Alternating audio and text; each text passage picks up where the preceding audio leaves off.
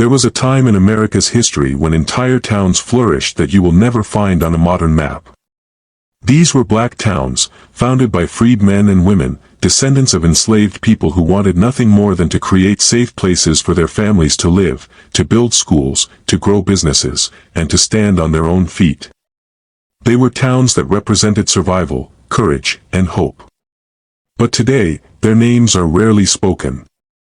Their streets have been erased. Their histories are buried beneath lakes, highways, and silence. To understand why this erasure is so shocking, you have to picture the world right after the Civil War. The year was 1865. Enslaved people had been declared free. Yet freedom was only words on paper. Safety was not guaranteed. Opportunities were scarce. In many parts of the South, racial violence was rising. But in the middle of all that danger, black families came together and said, "If we cannot find safety here, then we will build it ourselves." And so, hidden across America, black towns began to rise. Places like Greenwood in Tulsa, Oklahoma. Towns like Rosewood in Florida. Communities in Georgia, Alabama, and North Carolina. At their peak, there were dozens of them. They were not just small farming villages. Some of these towns were booming centers of commerce. Greenwood became so prosperous it was nicknamed the Black Wall Street. Imagine walking down its main street in 1919. There were black-owned banks, black-owned hotels, grocery stores, schools, churches, and even newspapers. For many black Americans, these towns were a vision of what freedom could truly mean. But what made them remarkable is not only their success. It was their spirit. These towns were built against all odds. There was no outside support, no government funding, no wealthy investors. Everything came from within the community. Families pooled their savings. Neighbors helped each other build homes. Teachers taught in one-room schools where they sometimes lacked even chalk and paper. Yet despite these hardships, education was treated as sacred. Children grew up being told that knowledge was their best weapon against a world that did not want them to succeed. These towns also carried something even more important: pride. They were proof to the outside world, and to the people themselves, that black communities could thrive on their own terms. They were self-sustaining, self-governing, and self-defining. And because of this, they represented a kind of independence that many people in power found threatening. But here is the haunting part. If these towns were once so alive, so strong, so full of hope, why do we not see them today? Why are their names missing from history books? Why are their locations hidden beneath dams, highways, and suburbs? Why does America talk about Ellis Island and immigrant stories, but not about black towns that were destroyed? The answer lies in forces far larger than these communities could fight alone. Forces of racism, greed, politics, and fear. And it is not just a single story of one town. It is a pattern. Over and over again, thriving black towns were erased. Sometimes violently. Sometimes quietly. But always with the same result: their existence pushed out of memory. And that is where our journey begins. In this story, we will uncover how these communities were born, how they thrived, and how they were wiped away. We will walk through the streets of Greenwood before the massacre. We will listen to the whispers about Rosewood before it burned. We will uncover how entire towns were drowned to make way for lakes that millions of people swim in today, with no idea of what lies beneath the water. These are not just forgotten places. They are stolen legacies. And to understand the truth, we must first remember how glorious these towns once were before the forces of history tried to erase them. If the first part of this story was about the rise of black towns and the hope they represented, the second part is about how they were torn apart. And it is here that America's hidden history begins to reveal itself in ways that are both disturbing and unforgettable. The most famous example is Greenwood in Tulsa, Oklahoma. Known as the Black Wall Street, it was a place where money circulated within the community many times before leaving. It was home to thriving lawyers, doctors, educators, and entrepreneurs. Yet in 1921 Greenwood was destroyed in one of the most violent racial massacres in American history. Over a single night, white mobs armed with guns and even airplanes set fire to the entire district. Thousands were left homeless. Hundreds were killed. And the survivors were forced to rebuild their lives from ashes. But here is the most shocking part. For decades the Tulsa massacre was barely mentioned in textbooks. It was erased from the official narrative as if it had never happened. But Tulsa was not alone. Across the South and Midwest other black towns faced similar fates. In 1923 the town of Rosewood, Florida was attacked after false accusations spread. White mobs burned homes and businesses, leaving the town abandoned. Survivors fled and never returned. Rosewood was not rebuilt. It simply vanished from the map. For nearly 70 years the story was hidden until survivors demanded justice. Sometimes destruction came not with fire and violence but with policy and planning. In Georgia and Alabama entire black towns were deliberately flooded to create lakes. Families were told to leave. Cemeteries were moved. Or worse, left beneath the water. Today people enjoy boating and fishing on these lakes. Few realize that beneath the surface lie the remains of schools, churches, and homes. One of the most haunting examples is Lake Lanier in Georgia. It covers the town of Oscarville, a black community that was wiped away after racial terror forced families out in 1912. To this day stories of drowning and strange accidents around Lake Lanier continue. Some say it is haunted. Others say it is cursed. But the truth is simpler. A community was erased and its memory was never properly honored. The systematic erasure also took another form. Segregation laws and discriminatory policies made it nearly impossible for black communities to thrive long-term. Redlining prevented black families from getting loans. Highways were deliberately built through the heart of black neighborhoods, cutting them off from economic growth. What violence did not destroy, policy did. By the mid-20th century many once thriving towns had been reduced to shadows. Why were these communities so targeted? The answer is uncomfortable. Their success challenged the racist idea that black people could not govern themselves or build prosperity. Every thriving business, every new school, every successful farmer was living proof that those stereotypes were false. And for some people in power that truth was dangerous. It was easier to erase these towns than to allow them to grow. Yet even in erasure there are traces. Old maps show towns that no longer exist. Archives hold photographs of smiling families in front of homes that no longer stand. Elderly survivors whisper stories that were never written down. And each of these fragments reminds us that the disappearance of these towns was not an accident. It was a deliberate act. So ask yourself this. How many other forgotten towns lie beneath our feet? How many communities thrived only to be silenced? And how different would America look today if they had been allowed to grow? These questions lead us deeper into the story. Because the legacy of these vanished towns is not just about what was destroyed. It is about what could have been. And that takes us to the next part of this journey. The legacies that still linger even when the maps have been wiped clean. When a town disappears from a map it might look as if it never existed. But the truth is maps can lie. Memory cannot. And the erased black towns of America still live on in stories, artifacts, and in the resilience of their descendants. These legacies refuse to die. Consider Tulsa again. For decades survivors carried the trauma of Greenwood's destruction in silence. But silence is never permanent. Their children and grandchildren fought to bring the truth into classrooms, newspapers, and courtrooms. Today Greenwood is finally recognized for what it was. A hub of brilliance and resilience that was deliberately targeted. Memorials have been built. Museums now tell the story. And yet the scars remain. The land once covered with bustling businesses was replaced with highways and empty lots. But the memory of Black Wall Street still fuels a conversation about what was lost and what must be reclaimed. Rosewood too carries a legacy that could not be erased. In the 1990s, survivors of the massacre and their families demanded justice from the state of Florida. They succeeded in winning reparations, making Rosewood one of the few cases where America officially acknowledged the destruction of a black community. It was a symbolic victory, but it mattered. It showed that even generations later the truth could surface and demand recognition.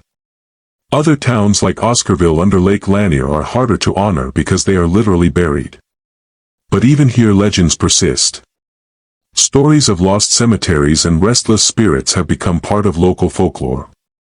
Some might dismiss these tales as superstition. But behind every ghost story is a real history of families uprooted, homes destroyed, and lives forgotten. The lake may have drowned a physical town, but it could not drown memory. The legacies also survive in unexpected ways. Through music, oral traditions, and church communities. Families who fled violence or forced removal carried their culture with them. Spiritual stories, recipes, and traditions became part of the larger fabric of Black America. In this way, even erased towns left behind seeds that grew elsewhere. Their legacy is not only in loss but in survival. The question of what was lost is haunting. Imagine the generations of doctors, lawyers, teachers, and artists who might have flourished if these towns had been allowed to grow. Imagine the wealth that could have been passed down. The opportunities that could have expanded across the nation.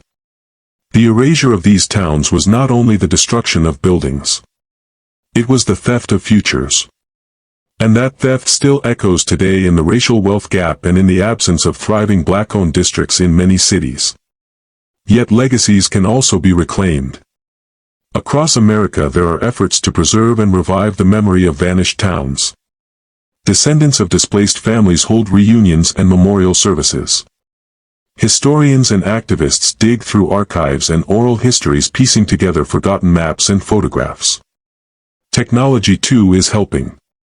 Drone sonar and ground-penetrating radar have revealed outlines of submerged towns beneath lakes. Suddenly what was hidden is visible again. But perhaps the most powerful legacy is curiosity.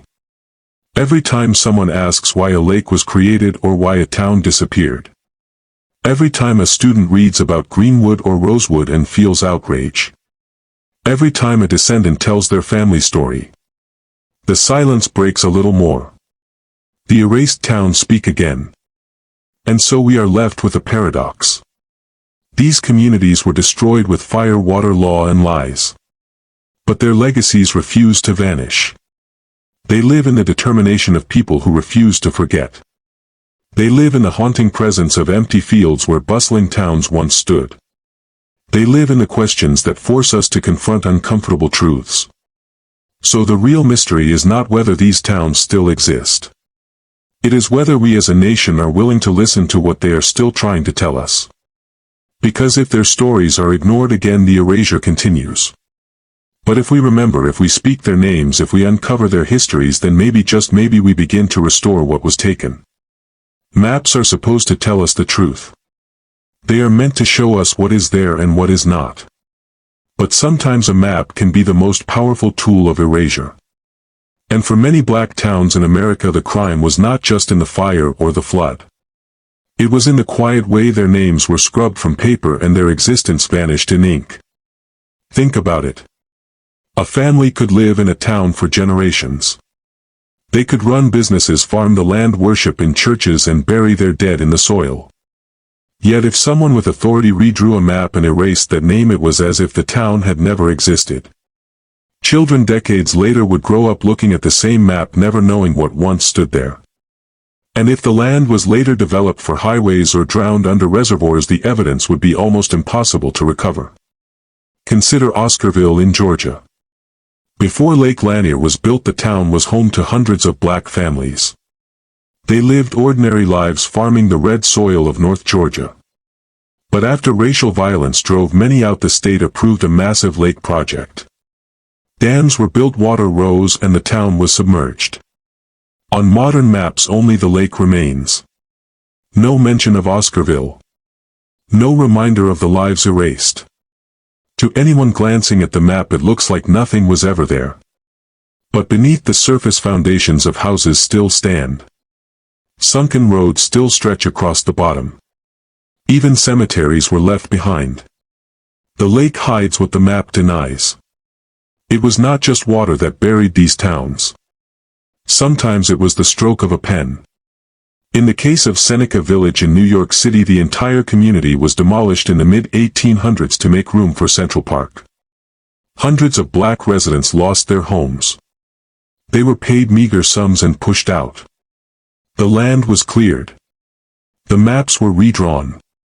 And for more than a century, Central Park visitors strolled across the grass with no idea that families had once thrived there.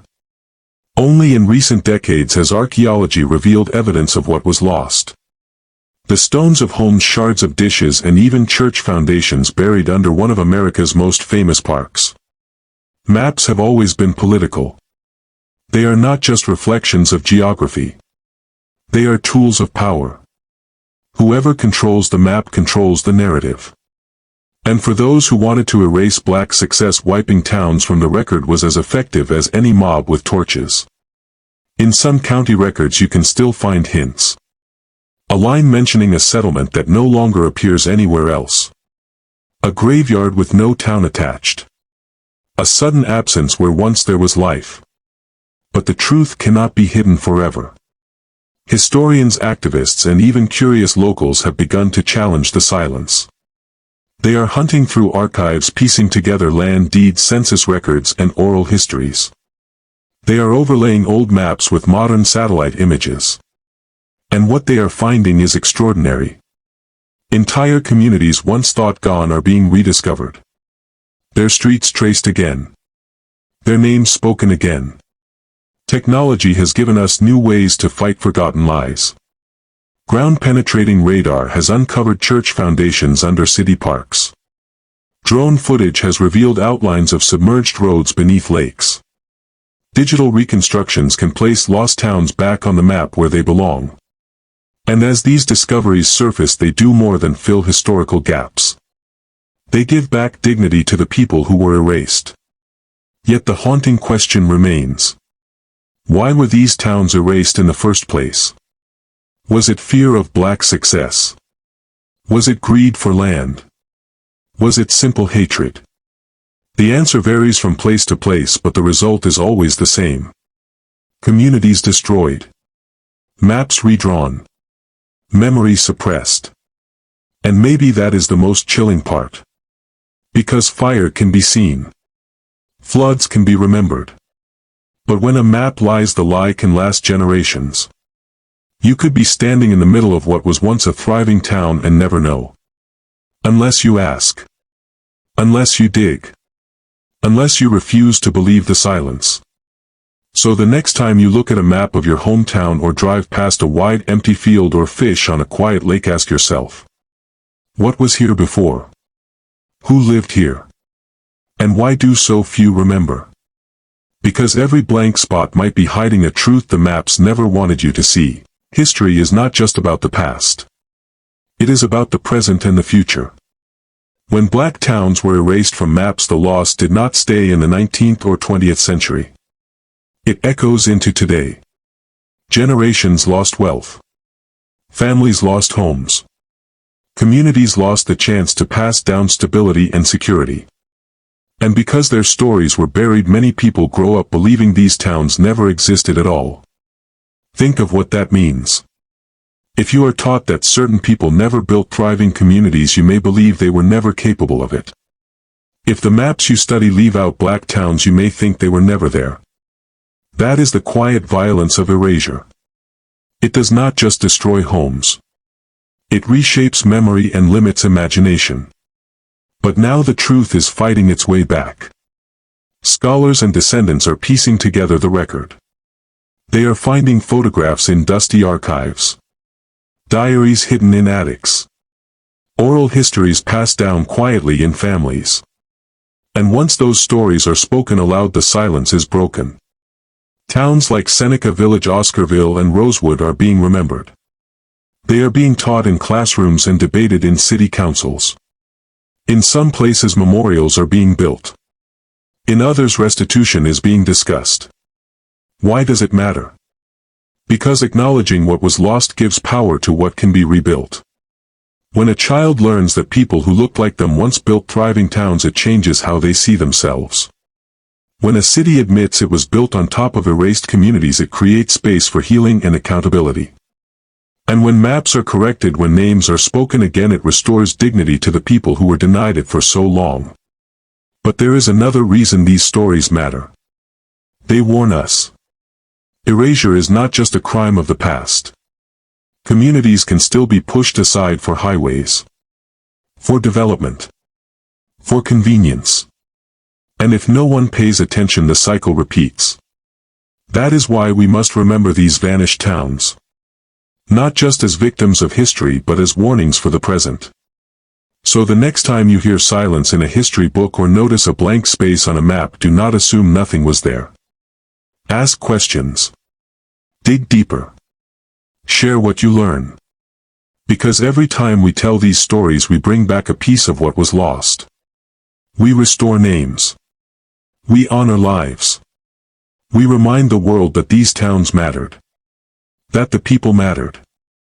And if you are watching this video right now, you are already part of that restoration. You are helping keep memory alive. You are refusing the silence. So I will leave you with a question. What other stories are hidden under lakes, fields, and city streets? What else have the maps kept from us? If you want to uncover more forgotten truths like this, make sure to subscribe. Join our community of seekers who refuse to let history stay buried. And share this video with someone who needs to know the truth.